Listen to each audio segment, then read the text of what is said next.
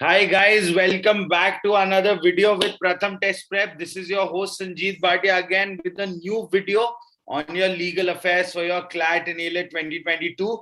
As we have been doing a lot of legal affairs before this, so there's a huge series of videos that I've made, and I'll be making a playlist out of it for that for all the students who are looking for legal affairs.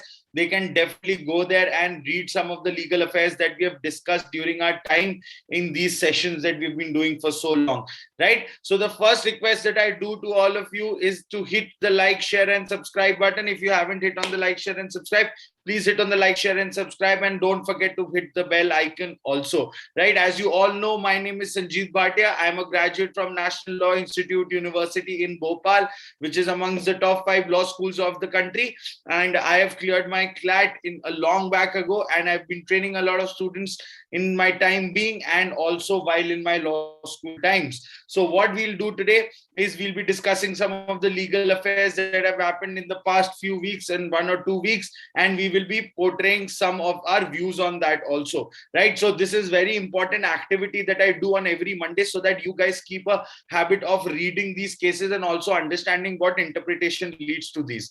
Okay, if you are not a part of our Telegram channel, do make sure that you are subscribing to our Telegram channel under the name of CLAT at Pratham. If you are not a member of it yet, please do become a member of this channel and get all the free updates, the video sessions that we are doing, and also the quizzes that keeps on happening on these channels very regularly, right? So do go and subscribe to our Telegram channel also. So the first news for the day that I discussed last time also, I wanted to discuss it again.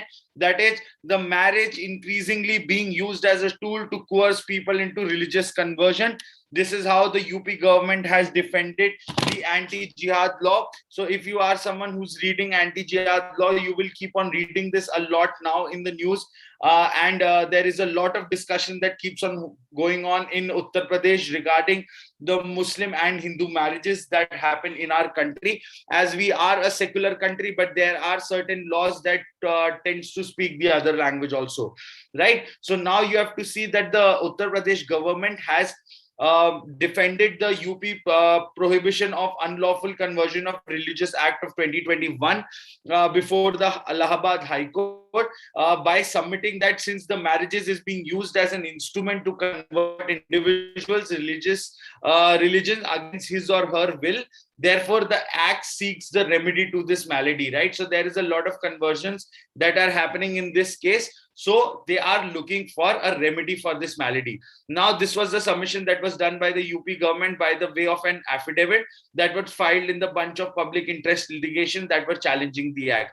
Now, significantly, while stressing the community interest will always prevail over the individual interest, the government has also submitted in law challenging seeks to protect the public and maintain public order and safeguard the interest of the community that are there. Okay, so the affidavit that was submitted by the UP government speaks in such language, quote unquote, is that when there is a fear, a psychosis in the community at large and the community itself is endangered and succumbs to the pressure resulting in forceful conversion under the said circumstances, it becomes necessary that the individual community as a whole required to protection and no micro analysis of individual interest can be looked into, right? That is the affidavit that the UP government has submitted in the front of the court. It definitely depends on the court how do they want to give a decision on this particularly, but definitely we have to see that the court will be taking certain steps in this regard too.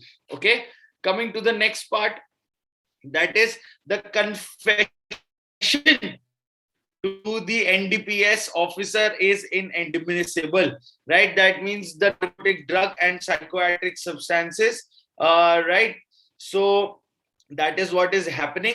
So that is inadmissible. अगर आप किसी भी NDPS officer के सामने अपना crime मांग लेते हैं तो भी कोई एडमिसिबिलिटी नहीं है उसकी कोर्ट की, उसको कोर्ट नहीं मानेगा, right? That's what they are saying. The Allahabad High Court has granted bail to a person with 628 kg of drugs, right? And we've been discussing Aryan Khan in the news for so long, and now we see that Allahabad High Court is granting bail to someone with 628 kgs of drugs, and also the confession that he has made was considered to be inadmissible. So आप देख सकते हैं, so that was been happening, and the court also noted that the case against the accused was based only on the statement that was given by the accused implicating him, and also upon a statement given by the accused under section 67 of the NDPS Act. Right now, as you see that any confession that is also given in front of a policeman or in the police station is also not admissible in the court. अगर ऐसा कोई भी आप confession करते तो court उसको नहीं मानता. So as per in the rulings of the case of Tufan Singh versus State of Tamil Nadu, the statement made by the accused under section 67 of the NDPS Act is not admissible as an evidence during the trial, as it's by the Section 25 of the Indian Evidence Act, which says that it is not admissible in front of the court. As far as the self-inculpatory statement relied upon, this court is prima facie of the opinion that the ratio is laid down in Tufan Singh's case came to aid of the application to allow him the benefit of regular bail. The court observed him while allowing the bail application. So you can see that this was what was said in this case. As far as the self-inculpatory statement relied upon, this court is prima facie of the opinion that the ratio is as laid down in Tufan Singh's case would come to aid of the application. मतलब तूफान सिंह के अंदर जो कहा गया था वो उसके aid के लिए यहाँ पे आएगा, and he will be saved from getting into any of this trouble, and he will get a regular bail in this regard.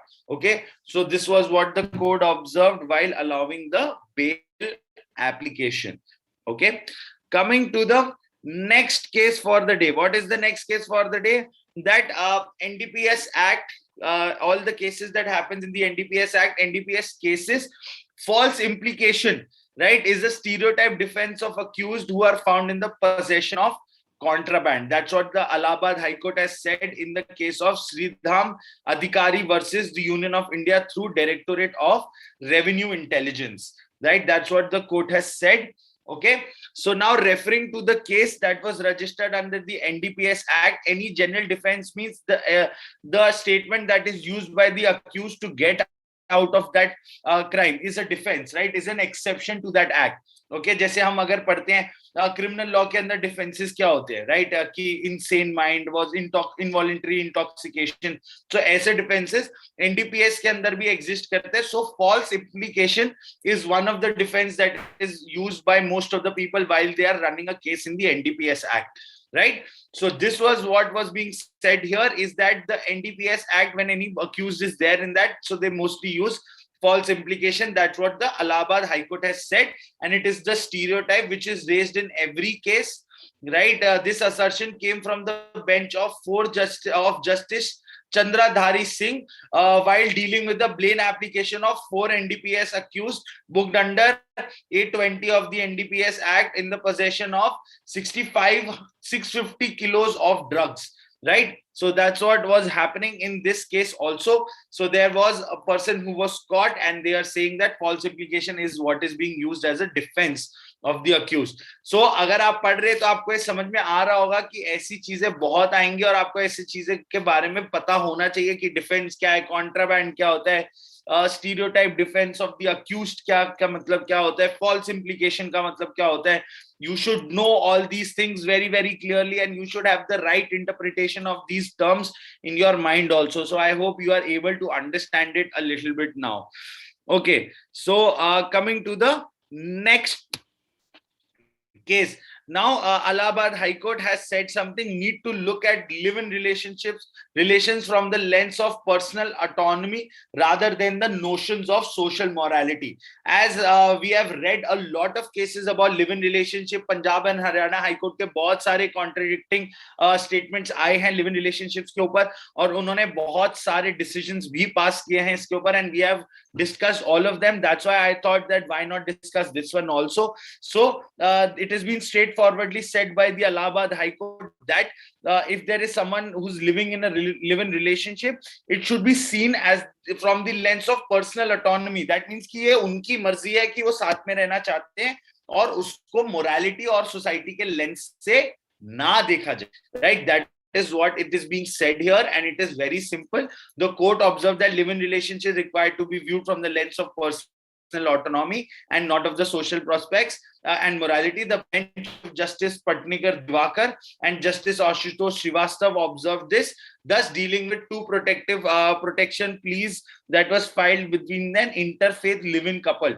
Right, the assertion by the court came by dealing with two pleas filed by Sharia Khatun and her partner, and Zeenat Parveen and her partner, both major and in a live-in relationship for last 1 and 2 years, right? So that's what been happening कि अगर आप उसको अपनी societal morality से ना देखें, आप उसको एक personal choice की तरह देखें, ये इलाहाबाद हाई कोर्ट ने कहा है, right? So it is not a crime, it's not illegal, there is no law on that. The only law that is made by the society of morality. There is no other legal provision against live-in relationship. So anybody who's confused about that, so you have to see in that manner. There are some conservative or stereotypical judges also who will give decisions of stereotypical thoughts, but you have to also see that there are open-minded judges also who have a very unbiased view about these things, okay, which has to be there because we are a developing nation and all these things will definitely come up in the society. So we should be ready about it and we should take it in a very different sense than what we are taking it in right now, okay? So that is what it is happening, okay? Next is Delhi High Court issued the notice to Election Commission on plea for regulating of internal elections in political parties. So this is also a problem that was coming up. Now the High Court has issued the notice to the Election Commission for the PIL, that is the public interest litigation, that is seeking regulatory oversight of internal elections in political parties. कि अंदर election कैसे हो रहा है political parties का, president कैसे choose हो रहा है, या different चीजें in political parties, how are they even happening, right? So to check them, that is why they are issued a notice. Now the division bench of Chief Justice D.N. Patel and Justice Jyoti Singh has asked the Election Commission to file its counter affidavit in the matter to be next heard on December 23rd. Now, these petitions were filed by Advocate C. Chandraraj Shrekharan and represented by Advocate Abhimanyu Tiwari and Aryati Das. So these are the things that were said कि भाई इनके internal elections पे भी देखा जाए और कैसे हो रहे हैं, regulatory oversight होनी चाहिए, बिना regulatory oversight के कैसे हो रहे हैं internal elections. That's what the question was. So that is why it is being solved now. Now coming to the next question is the relief can't be granted against the registration of FIR criminal proceeding in a PIL. That's what the court has said, that जो relief है वो grant नहीं किया जा सकता against the registration of FIR. Now the court imposed a cost of 25,000 while dismissing a PIL seeking status report of foreign nationalists lodged in jails and framing of guidelines for their deportation, right? So the division bench of Chief Justice D.N. Patel and Justice Jyoti Singh dismissed the plea filed by an organization, namely We Are Saath Observed.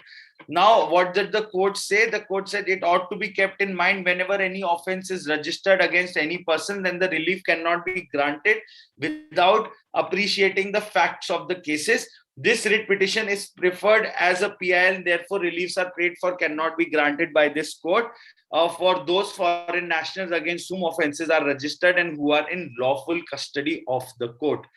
Right? So सीधा बोला गया है कि ऐसा relief नहीं grant किया जा सकता जिसके अगेंस्ट FIR हो चुकी है, प्रोसीडिंग है इन अ PIL. Simple as that.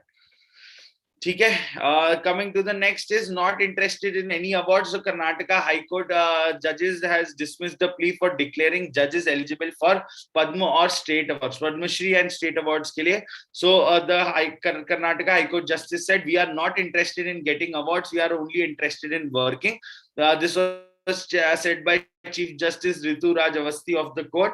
The remarks were made while dismissing a PIL seeking the directions to the union and the state government to declare that sitting judges of the Supreme Court and the High Court are also eligible for the Padma Shri or the state awards also. Right. So that was what being questioned in this case. And it was held that the court doesn't want it, and the judges were like, we are happy working and only interested in working, and we don't want any awards for all this, right? So that is a very good step. And why should they even get awards? Because they are delivering justice, and there's no Padma Shri relation to this. Okay, so that's what they have said too, right? So the next is the provision of payroll and furlough structures on humanistic grounds. So the Karnataka High Court has said that the provisions are made on the humanistic grounds for reviver of those lodged in jails for long. Okay, so the main purpose of this is to releasing the serving convicts on payroll is to afford him an opportunity to solve his personal and family problems and to enable him to maintain his links with the civil society. ठीक है जी? तो humanitarian approach है, हर इंसान की जिंदगी में तकलीफें होती है और पर्सनल और फैमिली प्रॉब्लम्स होती है, उसको सॉल्व करने के लिए कॉन्विक्ट्स को पैरोल पे छोड़ा जाता है. And justice Krishna S Dixit, while partly allowing a petition filed by the wife of a murder convict seeking parole leave for attending his daughter's marriage, said that one cannot forget every saint had a past and every sinner has a future. A person is convicted and put behind the bars does not render him a destitute of all liberty and dignity. Humanistic approach needs to be adopted. Qua the convicts, a convict has to be kept in contact with the civil society, although not very regularly, so that his roots there do not dry up with his languishes here. Otherwise, when he returns from the prison after the completing of his term, he will be a total stranger and life would be prove hard to him. Okay? So it's a very, very good thinking that is kept in front by Justice Krishna S. Dikshit, is that कि अगर वो इंसान को हम बहुत time से society से दूर रखेंगे तो वो रहना भूल जाएगा सोसाइटी के अंदर. और हमारा main motive towards the end क्या है कि वो इंसान अपना सेंटेंस काट के वापस सोसाइटी में इंटीग्रेट हो सके, right? So that's why it's a humanitarian step that is being taken by the court to give the जज the convicts a parole so that he can go out and like just nourish his relationships that are already existing, although not very regularly, but also he doesn't want to dry up his civil contacts that he have. So that is very, very important. So that's why the court has granted the person a parole to go and visit his daughter's wedding, right? So this is a very, very important thing and very inspiring also. You have to see that how fair and non-biased you have to be to do all these things. So that's what Justice Krishna S. Dikshit has proven in the case, and which is great on our part, right? So that is it for today, guys. I guess you were able to understand some of the new things. As we all know, Diwali week has started. We have Deepavali coming in 2 days. So happy Diwali to every one of you. I hope you have a great year ahead with a lot of prosperity and health, and take care of yourself. And also, that is the most important thing, that you are healthy, right? That is the biggest Diwali gift that you can give to yourself, is by staying healthy or making a like a prun to be healthy, right? You have to make a aim that you will stay healthy for all your life. That should be something that you should remember every Diwali, and thank God for all you have, right? And as you all know, the COVID is still here. So I hope every one of you are maintaining the protocols. So make sure that you are wearing a mask, also maintaining the 6 feet distance, and please don't burn firecrackers, because we are going from a pandemic which is affecting the lungs, right? So do take care of yourself. Have fun on Diwali. We will all see you after Diwali. Wishing you all a very, very, very happy Diwali, and take care of yourself. And also stay happy, stay vaccinated, stay smiling, and take care. And see you all after Diwali. Bye-bye, guys. Take care. And thanks a lot for joining this live session.